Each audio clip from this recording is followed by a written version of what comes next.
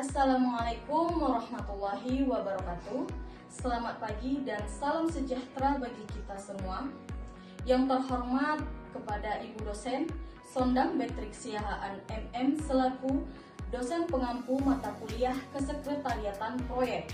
Pertama-tama, saya ingin mengucapkan terima kasih atas kesempatan yang telah diberikan kepada saya untuk mempresentasikan tugas ini. Perkenalkan, saya Rizky Salsabila Pengpahan dengan NIM 2305092021 dari Program Studi Administrasi Bisnis dan Jurusan Administrasi Niaga. Pada kesempatan ini, saya akan memaparkan hasil tugas saya yang berjudul Prosedur Penanganan Surat dengan Sistem Agenda dan Sistem Kartu Kendali beserta dokumen-dokumen pendamping. Semoga melalui presentasi ini saya dapat memaparkan hasil presentasi saya ini dengan baik dan mendapatkan komentar yang positif dari ibu dan teman-teman sekalian. Tak berlama-lama, marilah kita melanjutkan hasil presentasi ini. Materi yang pertama kita bahas adalah pengertian prosedur. Prosedur merupakan aturan bermain, aturan bekerja sama, aturan berkoordinasi sehingga unit-unit dalam sistem, subsistem, dan sub-subsistem itu seterusnya tetap dapat berinteraksi satu sama lain secara efisien. Dengan kata lain, prosedur ini adalah langkah-langkah untuk melakukan sesuatu, untuk melakukan kegiatan. Next. Materi selanjutnya adalah pengertian surat menyurat. Surat menyurat merupakan suatu kegiatan untuk mengadakan hubungan secara terus-menerus antara pihak satu dengan pihak yang lainnya sehingga dilaksanakan dengan cara berkiriman surat. Kegiatan berkiriman surat ini disebut juga dengan kegiatan berkorespondensi. Tujuan melakukan korespondensi ini adalah memberikan informasi yang relevan kepada pihak lain agar suatu kegiatan itu berjalan dengan semestinya. Next. Materi selanjutnya adalah tujuan. Tujuan di sini yang dimaksudkan adalah tujuan dari prosedur penanganan surat tersebut. Nah, tujuan dari prosedur tersebut, tujuan yang akan dicapai adalah untuk berkomunikasi dalam organisasi yang saling tertulis dalam rangka membantu memperlancar tujuan organisasi tersebut. Sebab penilaian yang negatif terhadap suatu surat akan mempengaruhi pula pada penilaian negatif kepada penulis maupun organisasinya. Next. Materi selanjutnya adalah fungsi surat menyurat. Yang pertama adalah sebagai alat bukti tertulis. Yang kedua adalah sebagai alat pengingat. Yang ketiga adalah sebagai bukti historis. Yang keempat adalah sebagai data organisasi dan yang terakhir adalah sebagai pedoman. Yang pertama, kita akan membahas sebagai alat bukti tertulis. Maksudnya di sini adalah adanya hitam dan putih berguna untuk dijadikan bukti apabila terjadi perselisihan atau salah penafsiran antara kantor atau pejabat yang mengadakan hubungan korespondensi. Selanjutnya adalah sebagai alat pengingat. Alat pengingat ini berguna untuk mengetahui hal-hal yang terlupa ataupun telah lama. Selanjutnya adalah sebagai bukti historis. Bukti historis di sini berguna untuk sebagai bahan riset mengenai keadaan atau aktivitas suatu organisasi pada masa-masa lalu. Dan selanjutnya adalah data organisasi. Data organisasi ini bertujuan untuk mencerminkan suatu kegiatan mentalitas, jiwa, dan kondisi intern dari suatu organisasi atau kantor yang bersangkutan. Dan terakhir adalah pedoman. Apa maksud dari pedoman dalam fungsi surat menyurat? Maksudnya adalah surat tersebut merupakan pedoman dalam pelaksanaan suatu pekerjaan. Next. Materi selanjutnya adalah prosedur penanganan surat menggunakan sistem agenda pada surat keluar. Sebelum kita mengirimkan surat kepada instansi lain, kita harus membuat konsep surat terlebih dahulu.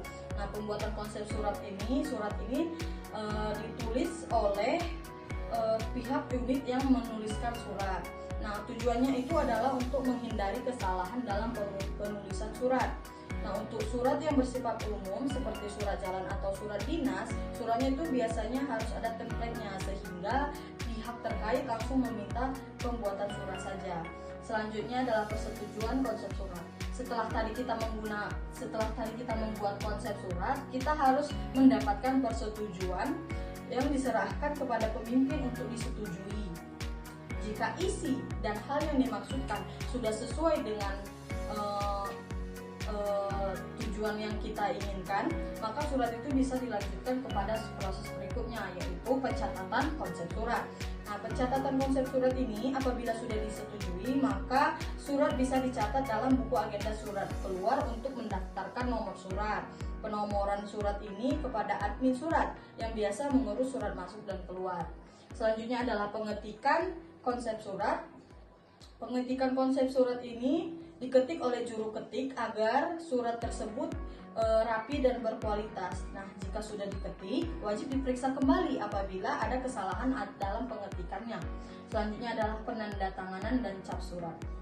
Penandatanganan cap surat ini ketika tadi sudah diketik, surat keluar tersebut perlu diberikan kepada atasan atau pimpinan untuk mendapatkan tanda tangan beserta cap dinas yang diberikan oleh atasan. Penandatanganan surat ini menyatakan persetujuan dari pihak yang berwenang atas isi surat yang hendak disampaikan. Cap dinas ini juga menunjukkan identitas resmi pada organisasi atau perusahaan sebagai pengirim surat.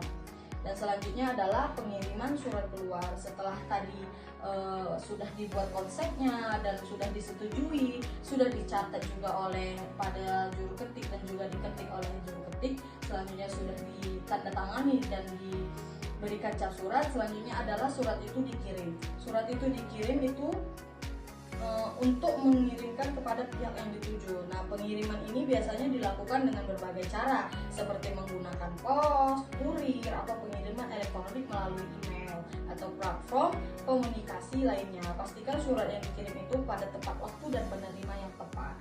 Selanjutnya adalah penyimpanan surat masuk. Nah, penyimpanan surat masuk ini adalah bertujuan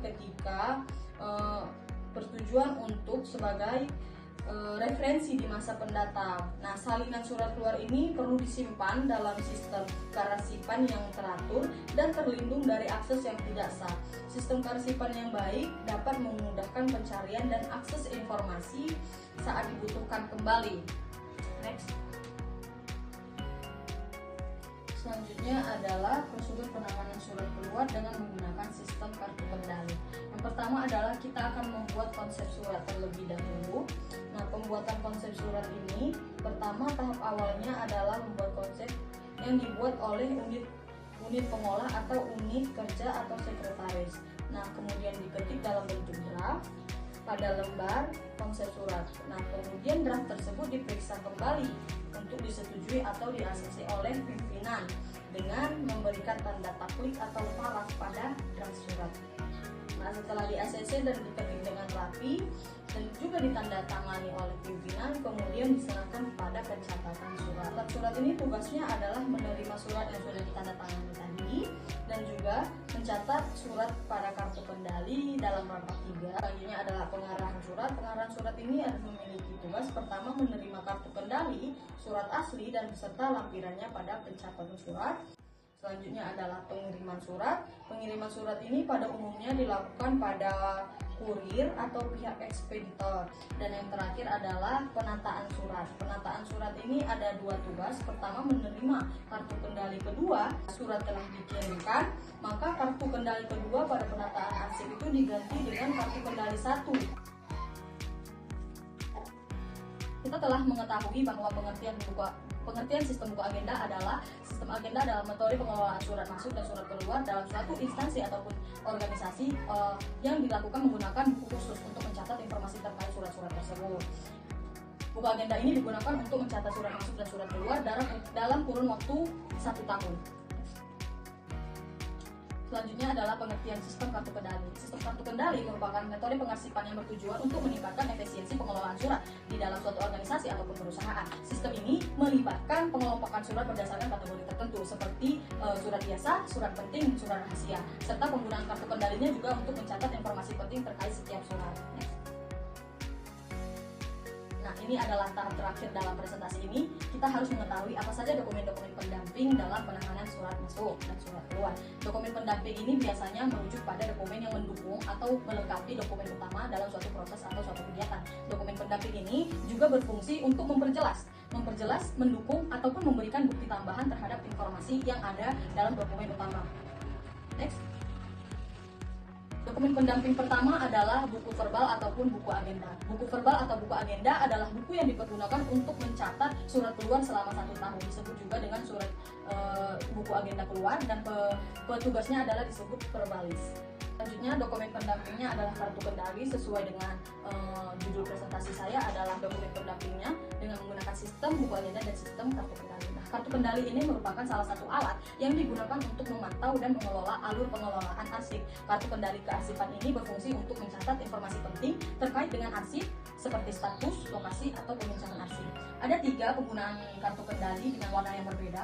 Yang pertama adalah kartu kendali berwarna merah, selanjutnya adalah kartu kendali berwarna kuning, dan selanjutnya adalah kartu kendali berwarna putih. Next. Dokumen pendamping selanjutnya adalah buku ekspedisi. Buku ekspedisi ini merupakan buku yang dipergunakan untuk mengantar surat sekaligus sebagai tanda terima surat. Petugasnya adalah disebut dengan ekspeditor. Nah, dokumen selanjutnya adalah buku arsip atau kepler. Buku arsip ini merupakan buku yang digunakan untuk mencatat surat yang akan disimpan, yang terbagi menurut kode-kode surat dengan nomor urutnya masing-masing. Dokumen selanjutnya adalah disposisi.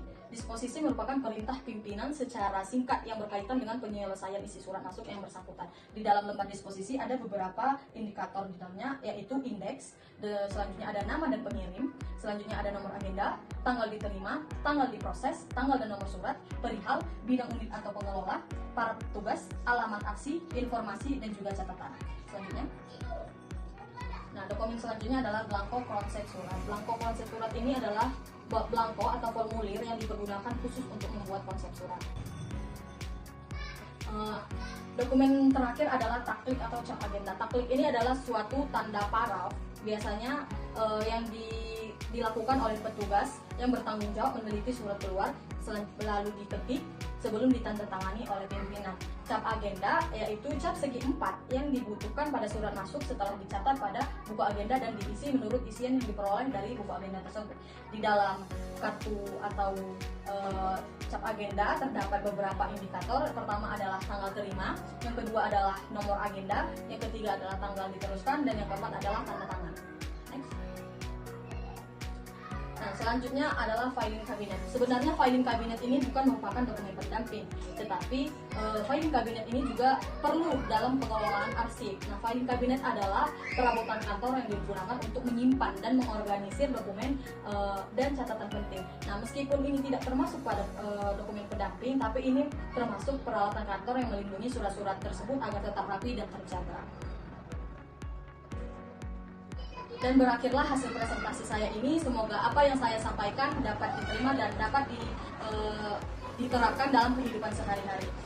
Demikian dari hasil presentasi saya ini. Jika ada kata atau kalimat yang kurang dimengerti, mohon dimaafkan. Kepada Tuhan saya mohon ampun. Wabillahi taufiq wal hidayah. Wassalamualaikum warahmatullahi wabarakatuh. Selamat pagi.